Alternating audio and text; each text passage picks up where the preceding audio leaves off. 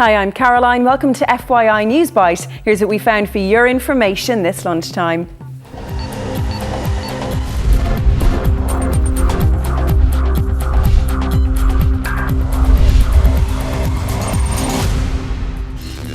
In an historic ruling, an international court says former Liberian President Charles Taylor is criminally responsible for war crimes and crimes against humanity.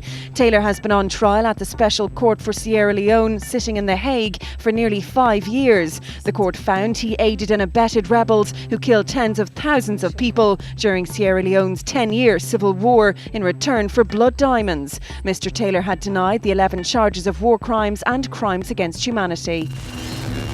Time for action. The French Foreign Minister says the UN Security Council should consider the use of force in Syria if the international peace plan fails. Violence has continued in the country despite the 6-point peace plan brokered by international envoy Kofi Annan. This morning, UN truce monitors are continuing their inspections inside Syria. Stopped for now. Figures just released by the CSO show the fall in house prices has halted, at least for now.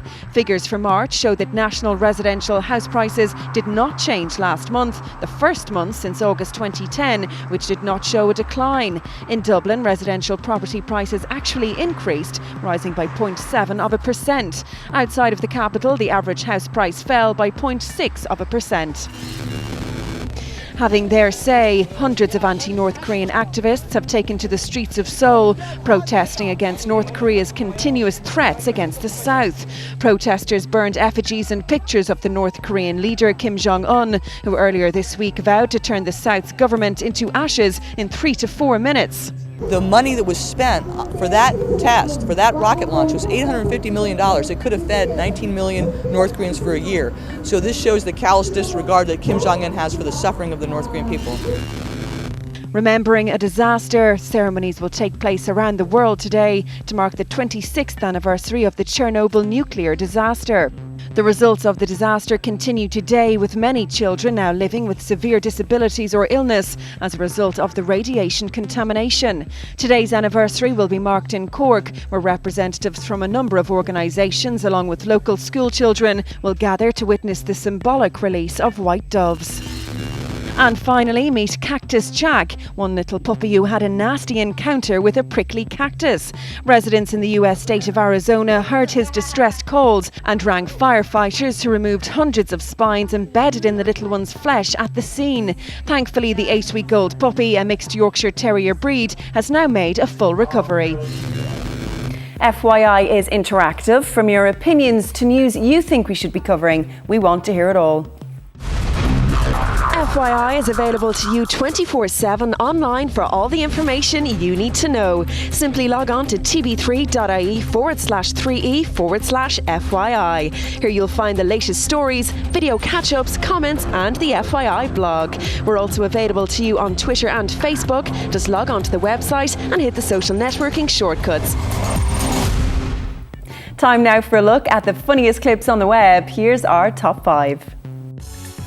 At number 5, we've never seen someone so happy cleaning the house, but even the best cleaners can still lose their rag.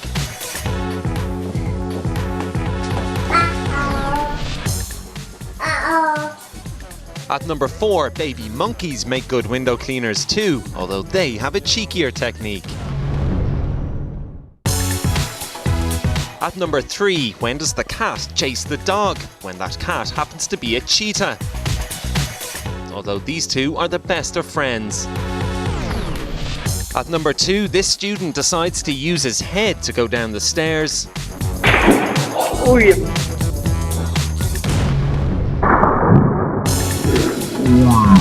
And at number 1, we want to leave you with the best flippin' trick shot we've seen in a while. Are you serious? You can decide if it's real or fake.